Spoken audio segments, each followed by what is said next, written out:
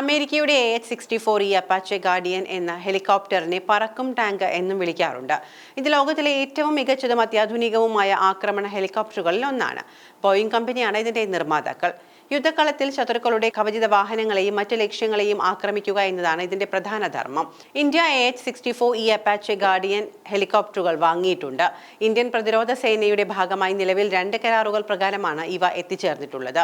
Indian വ്യോമസേന 2015 ഒപ്പുവച്ച കരാർ പ്രകാരം 22 AH-64E അപ്പാച്ചെ ഹെലികോപ്റ്ററുകൾ ഇന്ത്യൻ വ്യോമസേനയ്ക്കായി വാങ്ങി. ഇവയുടെ ഡെലിവറി 2019-20 പൂർത്തിയാവുകയും ചെയ്തു. ഇന്ത്യൻ കരസേന 2020 ഒപ്പുവച്ച മറ്റൊരു കരാർ പ്രകാരം 6 AH-64E അപ്പാച്ചെ ഹെലികോപ്റ്ററുകൾ ഇന്ത്യൻ കരസേനയുടെ ഏവിയേഷൻ കോപ്സിനായി വാങ്ങിയിട്ടുണ്ട്.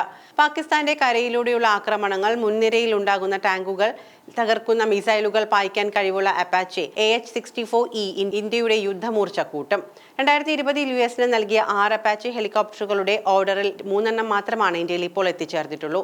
അവശേഷിക്കുന്ന 3 അപ്പാച്ചെ ഡിസംബർ അവസാനിക്കുന്നതിന് മുൻപ് എത്തിച്ചേരും. ഇതിൽ ഘടിപ്പിച്ചിട്ടുള്ള ഹെൽഫയർ, AGM-114, റോമിയോ എന്നീ മിസൈലുകൾക്ക് പാഞ്ഞുചെന്ന ടാങ്കറുകളെ തകർക്കാൻ സാധിക്കും.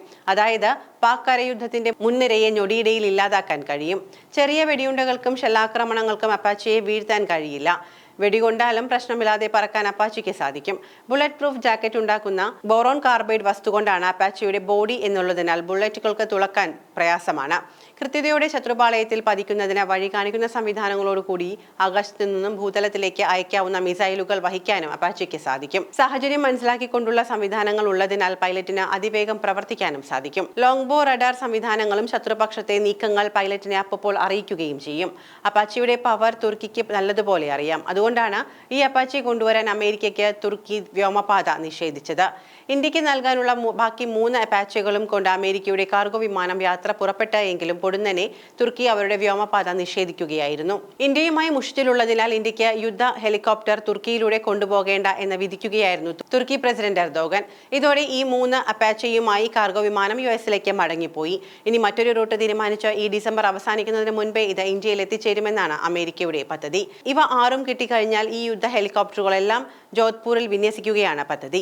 യുദ്ധം പൊട്ടി പുറപ്പെട്ടാൽ ഈ അപ്പാച്ചകൾ ഇന്ത്യയുടെ പടിഞ്ഞാറൻ അതിർത്തിയിലേക്ക് വിന്യസിക്കും. അപ്പാച്ചെ ഗാർഡിയൻ എന്ന് കൂടി വിളിക്കപ്പെടുന്ന AH-64E ആകാശ യുദ്ധത്തിൽ ആധുനികമായ ഒരു യുദ്ധ ഹെലികോപ്റ്ററാണ്. യുദ്ധക്കരുത്തിനെ ആയുധമാക്കാനുള്ള ഇന്ത്യൻ സേനയുടെ ശ്രമത്തിൽ വലിയൊരു നാഴികക്കല്ലായി മാറും അപ്പാച്ചെ ഹെലികോപ്റ്ററുകളുടെ ഈ വരവ്. ആളില്ലാതെ പറക്കുന്ന ആകാശ വിമാനങ്ങളായ ഡ്രോണുകൾ, ലോയിറ്ററിംഗ് മ്യൂണിഷൻ എന്നിവയുമായി ചേർന്ന് പ്രവർത്തിക്കാനുള്ള കഴിവും ആധുനിക യുദ്ധതന്ത്രവും മെനയുന്നതിൽ അപ്പാച്ചയെ വിലമതിക്കാനാവാത്ത ആയുധമാക്കി മാറ്റുന്നു.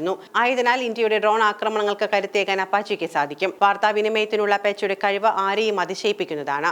ഭൂമിയിൽ നിലകൊള്ളുന്ന കരസൈനികരുമായും യുദ്ധവിമാനങ്ങളിലെ ഇടമുറിയാത്ത വിവരങ്ങൾ കൈമാറാൻ അപ്പാച്ചയ്ക്ക് കഴിയുമെന്നത് എല്ലാവരെയും സംയോജിപ്പിച്ച ശത്രുവിനെതിരെ മുന്നേറ്റം നടത്താൻ സഹായകരമാകും. അപ്പാച്ചയിൽ 3 തരം ആയുധങ്ങൾ ഘടിപ്പിക്കാം. ചെയിൻ ഗണ്ണിന് 1200 റൗണ്ട് വെടിവെക്കാൻ സാധിക്കും. വേഗതയാണ് അപ്പാച്ചെ യുദ്ധ ഹെലികോപ്റ്ററുകളുടെ മറ്റൊരു ആകർഷകത്വം. മണിക്കൂറിൽ 248 കിലോമീറ്റർ വേഗതയിൽ പറക്കാൻ സാധിക്കുമെന്നതിനാൽ ശത്രു ആയുധങ്ങളെ വെട്ടിച്ചു പറക്കാനും പൊടുന്നനെ കുതിച്ചു ചെന്ന് ലക്ഷ്യങ്ങളെ ചാമ്പലാക്കാനും അപ്പാച്ചിക്ക് സാധിക്കും. ഇതിന്റെ കവചിത ബോഡിയും ഇലക്ട്രോണിക് സംവിധാനങ്ങളും പൈലറ്റുമാർക്കും മികച്ച സംരക്ഷണവും നൽകുന്നു.